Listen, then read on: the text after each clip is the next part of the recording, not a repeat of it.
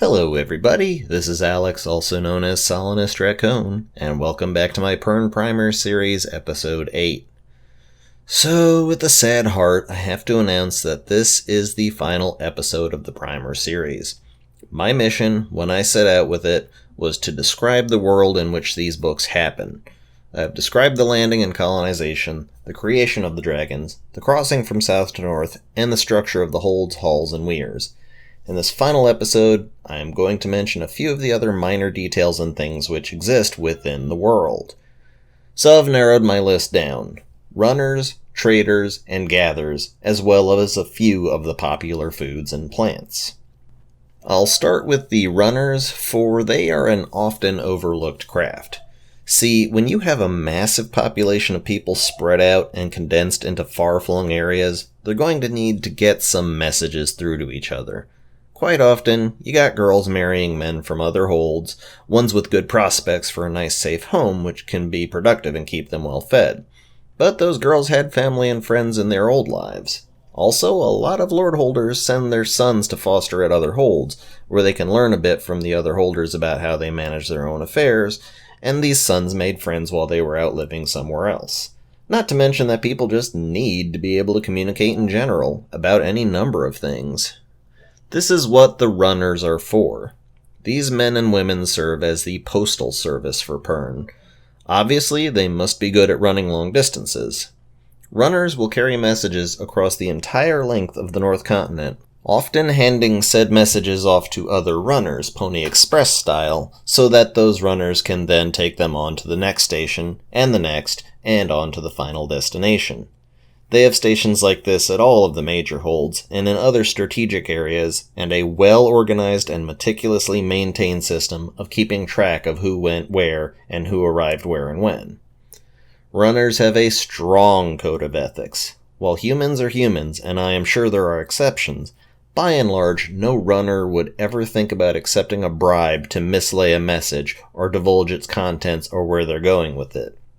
Likewise, it is also considered a very serious offense for anyone to interfere with a runner in the line of duty. While it isn't outright stated, it is implied that a lot of bandits will generally leave a runner alone, for that brings down a lot more heat on their heads than other crimes of robbery might. Also, the runner system on Pern has thread shelters set up at regular intervals, in the unfortunate chance that a runner is out during their duty when thread's about to drop. These shelters provide protection from thread, and often have some food and water, and maybe some medical supplies. Now you might be wondering, on a world where dragons and fire lizards can get to any place on Pern in 8 seconds or less, why would they give messages to people to be literally run from one end of the world to the next? I'll tell you. Firstly, dragons weren't meant for that kind of duty. Their job is to fight thread. As I've said before, that is a full-time job. To ask a dragon rider to relay your message, it better damn well be a pretty important message involving life and death. While some dragons and riders may not have a problem bringing a message back to the weir for someone who knows a person that lives there, or may even agree to take a message somewhere else that they're going since they're headed in that direction anyways, you're not going to get them to agree to it for much other reason. True, dragons can telepathically communicate to each other across the planet, but that sort of system really only works for weir-to-weir communication, as, at least until sometime into the 9th pass, there aren't dragons stationed at the individual holds. In summary, it's considered a waste of the dragon rider's time to be just ferrying messages for people. As for fire lizards, well, you have to remember that again, until some years into the 9th pass, fire lizards had pretty much vanished from northern Pern, at least as people's pets. Even when they were rediscovered, fire lizards aren't always the most obedient creatures. Their minds are as sharp as a toddler's, and it takes a very well-trained fire lizard to understand and care enough to actually bother to get to where they're going in any timely fashion. In short, they're not dependable. While it may be a bit slower, sending your message by runner is a lot more accessible and a lot more dependable than any other means available. If it's a message which can wait a couple days, then there's no better bet than a runner. I almost published this episode without mentioning the drummer system. All across Pern, there are large drums set up in safe high places. I overstated perhaps a tiny bit how many messages the runners relay. They still relay a lot of messages, but when Hold, Haul, and Weir need to communicate with each other on an emergency basis, and a Dragon Rider isn't available to relay the message, then that message is being relayed by drums. It really is the most efficient method of doing so. The drums are set up at locations within earshot of each other, and using beats coded in a fashion not dissimilar to Morse code, a message can originate from one location and be on the other side of the continent within an hour or so. The messages usually are coded to include the hold of origin, the hold they wish the message relayed to, and the message itself, as well as its intended recipient. Broadcast messages may be sent this way too. If the healer hall calls a quarantine, all of Pern will know about it within a couple of hours at the most. It may not be instant communication, but it is the most thorough. Drum messages can be encoded, and not everybody knows drum code. The drummers tend to be harpers who were specifically trained to the purpose. It is considered a mark of good education for a non-harper to understand drum code. Unfortunately, it isn't the most secret way of doing things. While yes, the messages may be encoded in any variety of ways aside from standard drum code, the very nature of the drums themselves make them audible to everyone for miles around. It is the primary means of relaying important, time-sensitive messages, and I very nearly left it out. Shame on me. Now, on to the traders. It's not practical for a hold to staff people specifically for the purposes of bringing their goods to and from places.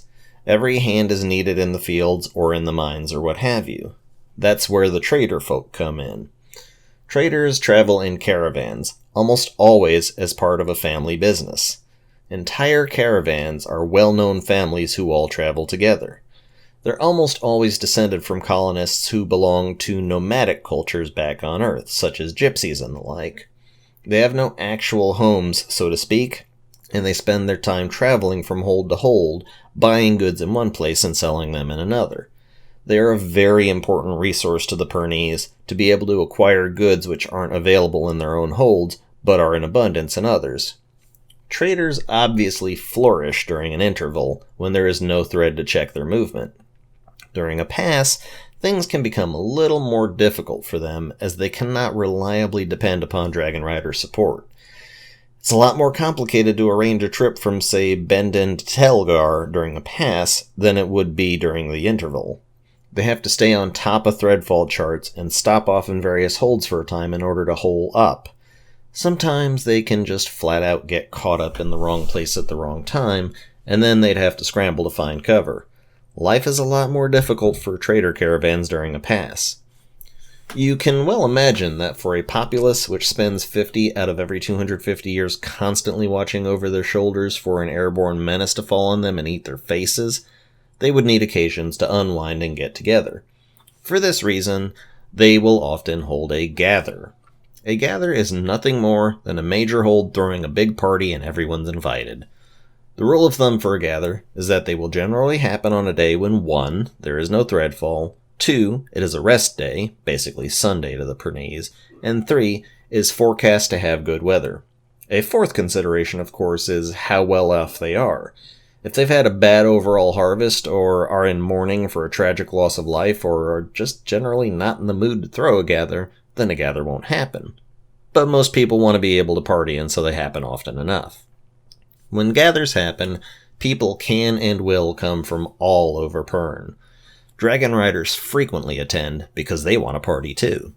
Anyone within range who can possibly make it to a gather will definitely try to attend, as opportunities for festivities can be few and far between. At a gather, lots of things happen depending upon the location.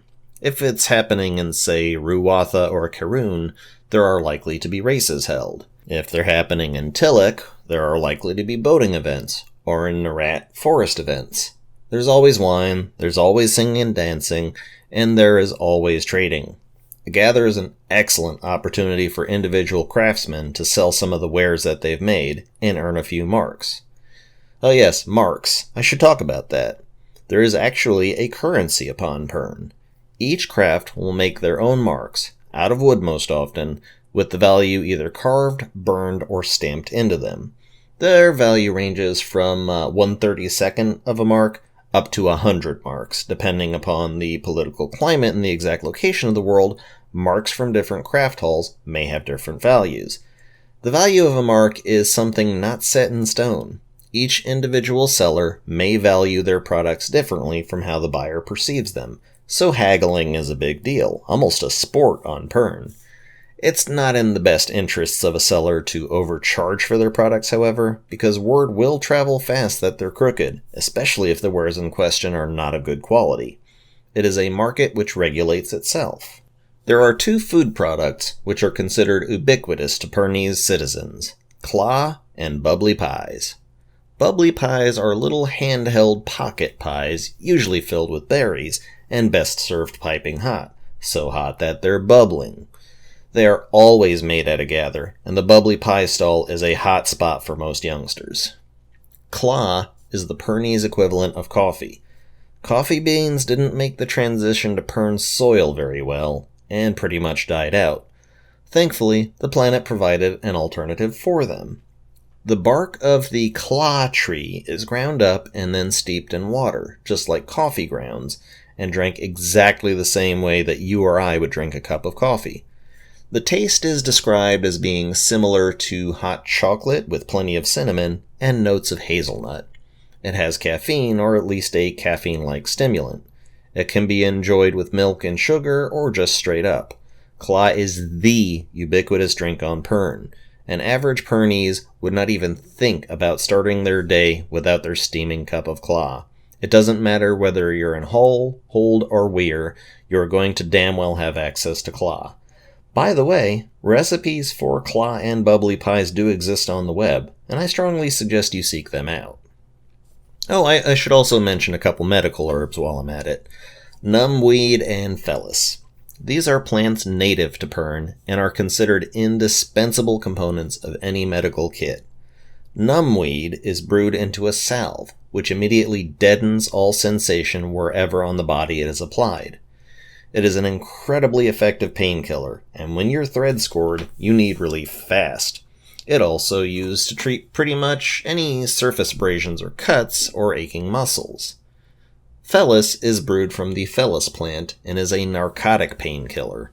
Most often consumed in liquid form, it is considered a slightly dangerous drug as it can prove addictive and oftentimes fatal in overdoses. It's quite a bit like morphine. If you're familiar with laudanum, you're on the right track. Rest assured you're not getting your hands on Phellus unless it's administered by a healer. Obviously, people are going to need light in dark places. For this, there are glows. A glow is a piece of fungus which grows inside of dark places, and it emits light when exposed to oxygen. While it is suggested that glows can be recharged, it's never explained how that's done.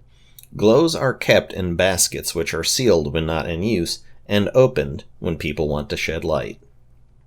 There are vermin on Pern, crawlers and tunnel snakes being the best examples. A crawler is a small, six-legged gecko-type creature, which crawls around on walls and ceilings. They have no eyes, and they have stingers on their mouths. They're considered mild pests. Then there are tunnel snakes, which aren't really snakes at all, but sort of six-legged snake-like things. They're pretty much like rats in how they tunnel into food storage places and can eat up supplies. Some species of tunnel snake have a venomous bite, which can prove fatal if left untreated.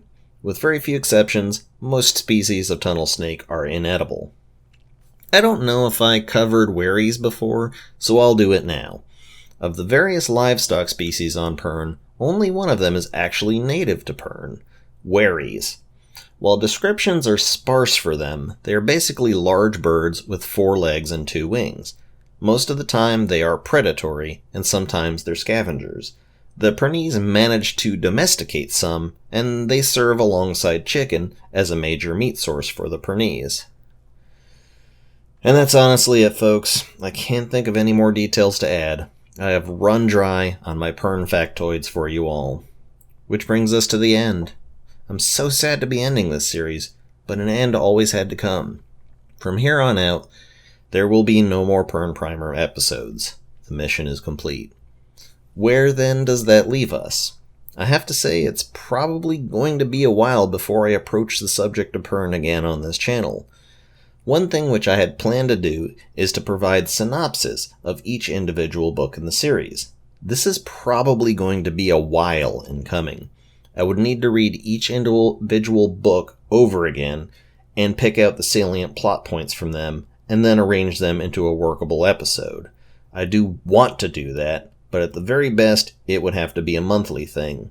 I'm reading other books at the moment, and I can't really justify putting my own personal enjoyment of reading other things on hold to bolt down a book in one go and boil it all down. The production value will be through the roof.